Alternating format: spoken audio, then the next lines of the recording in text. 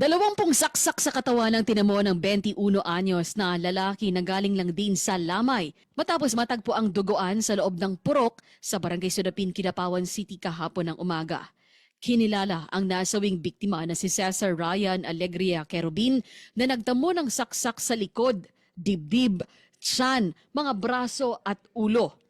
Ayon sa kamag-anak, nakita pa nito ang biktima sa Lamay sa Estanyol Subdivision, Barangay Sudapin, alas 10 ng gabi noong August 10. Samantala, dakong alas 2 ng madaling araw nakarinig na lamang ang residente ng sigaw at may komosyon at nakita din ang posibleng suspect na umalis gamit ang motorsiklo. Na-recover ng investigador ang coin purse na naglalaman ng 6 na empty transparent plastic sachet, isang lighter at gunting. Patuloy ang investigasyon ng Kidapawan City PNP upang matukoy ang suspect at kung ano ang motibo nito. Ayon naman kay Barangay Sudapin Chairman John Carl Sibog, blanco din sila kung ano ang motibo sa insidente.